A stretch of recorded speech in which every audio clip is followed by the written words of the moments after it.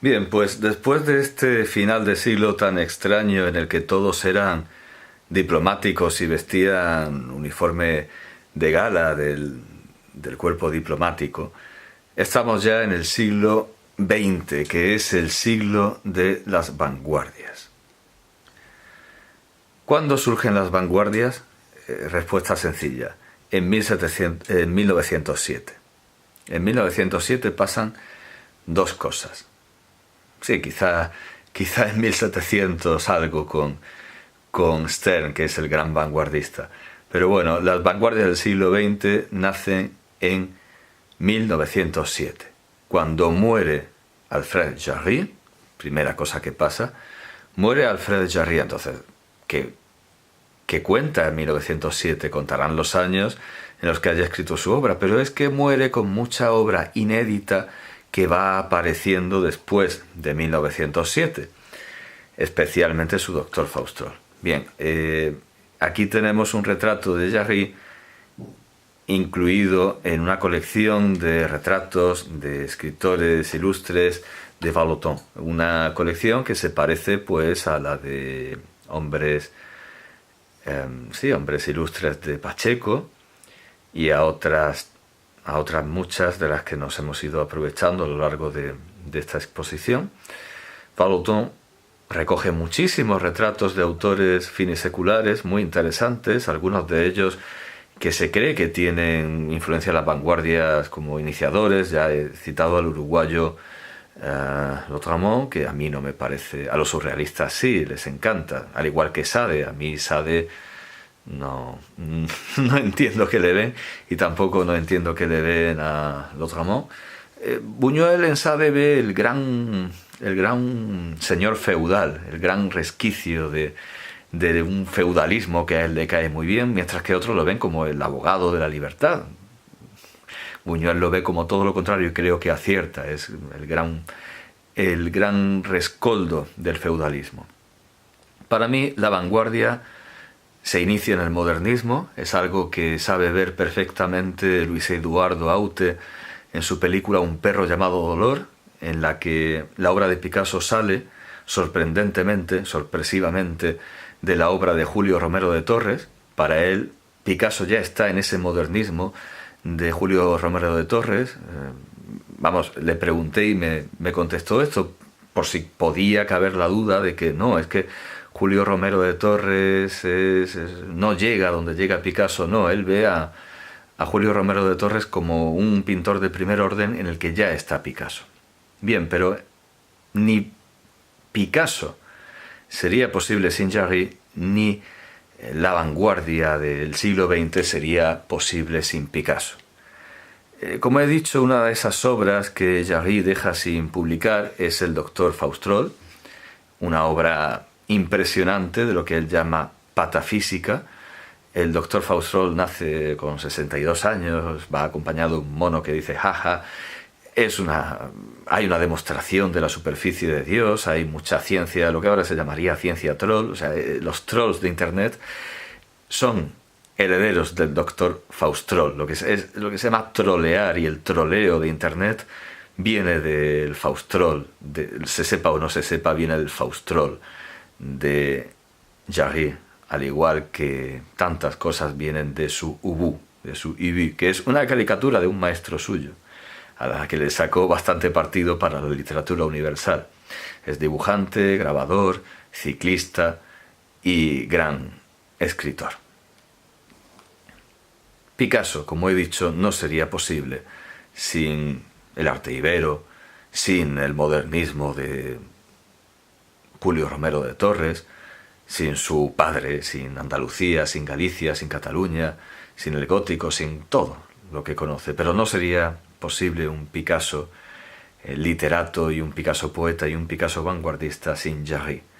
Y al igual que eso, he dicho que sería imposible sin esta obra de 1907, Las señoritas de Aviñón, que no son de la ciudad de Aviñón, parece ser, sino de la calle de Aviñón, y que esto es un prostíbulo. Pues sin estas prostitutas cubistas, sin estas señoritas rameras ibéricas, no sería posible ninguna de las vanguardias que tanto se esforzó en traer a España este señor, lo tengo que señalar con la mano, este señor Ramón Gómez de la Serna, el gran dinamizador, el gran motor, animador de las vanguardias dentro de España. Y esas vanguardias, pues, son el cubismo literario de Apollinaire, el futurismo de Marinetti, aquí lo vemos, que le gusta leerse, le gusta llamar la atención, le gusta que se hable del futurismo. Otro tipo de futurismo más original, un vanguardismo puro, un vanguardismo italiano de Bragaglia, el cubofuturismo y otros movimientos de Chlebnikov, Huidobro, Vicente Huidobro, César Vallejo, Rafael Cansino Sassens.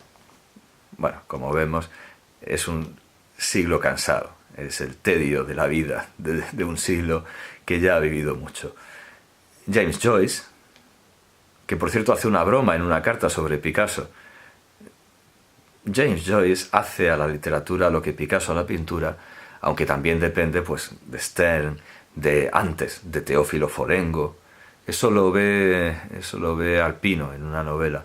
Efectivamente, Joyce no se puede desvincular de los grandes payasos del lenguaje, como Teófilo Folengo, que a su vez depende de Pulci, del Morgante de Pulci, que ya hemos visto, o de Stern, o Rabelais, que también depende de Pulci. El absurdismo, el teatro del absurdo de Jardiel Poncela, que luego, digamos, se ve incrementado, se ve aumentado en Ionesco, en Beckett. El surrealismo, como vemos la importancia del sueño de Breton. Hay dos españoles, Buñuel y Dalí, en esta estampa de Yo no veo a la mujer escondida en el bosque. Hombre, no lo ven porque tienen los ojos cerrados. Bien, todas esas vanguardias de las que habló José Ortega y Gasset en la deshumanización del arte. Un arte que ya no es entendido por el gran público, es una especie de, como en la Edad Media, la música reservata, que cantaba varias cosas al mismo tiempo, no las podía seguir la gente. No es algo nuevo tampoco. Un arte que no es para las masas no tiene nada nuevo. En la Edad Media ya había música reservata. Pero bueno, estas vanguardias recuperan también lo clásico, recuperan al gran revolucionario y vanguardista que se convirtió en clásico, Góngora. Aquí tenemos a Góngora por Picasso. La llamada generación del 27, que seguramente no existe, parte de una fotografía en el Ateneo de Sevilla en un homenaje a Góngora. Vemos a Dámaso Alonso, a Bergamín, a Federico García Lorca y a Rafael Alberti, dos grandísimos poetas andaluces. Seguramente no existió, pero sí que existió la admiración al gran poeta culto y también de letrillas populares, Góngora, y al gran poeta popular Gil Vicente, el de las barcas, el del monólogo del vaquero. Ese también era muy admirado por Alberti y sus amigos. Miguel Hernández tiene esta fantástica égloga a Garcilaso. O sea, los vanguardistas son clásicos. Bueno, no voy a entretenerme a leerla, pero empieza: un claro caballero de Rocío, un pastor, un guerrero de relente. Es puro clasicismo, pero clasicismo del goetheano, del bueno, no clasicismo imitando a unos clásicos de Escayola, a unas ficciones de Trisino, sino un clásico de verdad. Y luego son clásicos también los poetas innovadores. Aquí tenemos 4 poetas, 2 de ellos, Celaya y Otero, pues empiezan siendo renovadores, conversacionales, declamatorios, pero uno de los poetas que está en esta... son grandísimos poetas. Celaya y Otero son grandes decidores sobre España, pero uno de estos poetas, el gran José Hierro, vuelve a lo clásico, a lo más clásico. Usurpa la voz de Lope de Vega en una ficción al estilo, digamos, de Luciano o incluso de Ovidio en las Heroidas, y escribe sonetos clásicos, es un grandísimo sonetista clásico, como podría serlo Quevedo. Camilo José Cela, vemos que vuelve al Lazarillo. Esta vanguardia es muy clásica. Y La familia de Pascual Duarte es una especie de novela picaresca escrita sin un solo taco, sin una voz malsonante, que empieza con un yo, como podría empezar El Buscón de Quevedo. Y si Picasso es el gran motor de toda la vanguardia, sin el cual la vanguardia no es posible, aquí vemos que se deja ilustrar por Cela, el que había vuelto al Lazarillo, el que había vuelto a esa tradición hispánica, tremendista la llaman, porque bueno, es un realismo muy, muy tremendo, pues Picasso, como poeta, que es poeta también, se deja ilustrar por Cela. No tengo imágenes, pero Cela hace unas tiras con tinta, una especie de sandalias de bailarina tiradas en el suelo, que son realmente muy buenas. Y los poemas de Picasso también son muy buenas. Picasso es un gran poeta. Dalí es más escritor que poeta. Dalí, que también lo admira, es mucho más escritor que poeta. Bien, en el siglo XX tenemos el legado de Balzac. Este es el realismo mágico, Gogol por un lado, Balzac por el otro, de Macondo, del Macondo de García Márquez, que como vemos en este mapa ficticio de Macondo, pues limita con otras tierras reales o imaginarias, porque se consideran de realismo mágico más o menos, por los críticos, como la Comala de Juan Rulfo, que no es imaginaria, existe Comala, La Mancha de Don Quijote, el condado imaginario de Faulkner, el lejano oriente de las mil y una noches, que empezó leyendo García Márquez, pero no le llamaba la atención porque las cosas pasaban, porque un mago quería. Pero cuando descubrió a Kafka, al estilo de Gogol, Kafka encontró que Gregor Samsa se había convertido en un insecto enorme por la mañana, porque sí. Dijo, esto es otra cosa. Ese realismo mágico en el que la magia no tiene una explicación. Bien, tenemos también en esa herencia del realismo mágico, con geografía fantástica, a Gonzalo Torrente Ballester y su saga Fuga de J.B., que está inspirada en cierta medida en este cuadro de Eugenio Lucas Velázquez, que a su vez tiene mucho de goyesco. Vemos a los voladores al estilo de Goya. Es una ciudad, Castroforte del Baralla, que pierde la gravedad y levita. Entonces tienen que hacer cosas para que no levite. Y yo encuentro un gran parecido entre esta novela, que me parece poco vanguardista, y Los Abderitas de Wieland, que era uno de los autores más leídos por Goethe y por Schiller, por su amigo Schiller. Es igual, un pueblo habitado por gente bastante idiota que toma decisiones curiosas. O sea, no me parece vanguardista, como tampoco lo es Juan Benet. En fin, si el mapa de Solá de Plassans era mínimo, este es el mapa de región. O sea, son novelas con mapas incorporados. Para mí, el siglo XX, la verdadera vanguardia del siglo XX, después de Picasso, después de ese gran hombre que es Picasso, la trae Jorge Luis Borges. Lo llaman el Homero de la Pampa por el simple hecho de que era ciego. Jorge Luis Borges admira a Robert Louis Stevenson, a Marcel Schwab, que a su vez admira a Stevenson, y a Herbert George Wells, que vemos aquí jugando a una cosa que se inventó, jugando como un niño a un juego de guerra que él mismo se inventó. Borges es un ídolo de lo que se llama posmodernidad. Aquí lo vemos en una película con Mick Jagger, que se llama Performance. Aquí lo vemos en otra película, una película que le hizo un admirador de los surrealistas, de Lautréamont, de Jarry, porque es un patafísico, más que nada es patafísico. Fernando Arrabal, surrealista, más patafísico que cualquier otra cosa, hizo una película. Vemos aquí vemos, por cierto, a Arrabal. ¿Y con quién lo vemos? Lo vemos con Goethe, lo vemos con Shakespeare, lo vemos con Cervantes, los de siempre. La literatura siempre es un continuo que, por muy vanguardista que sea, siempre se va a deber a los mismos.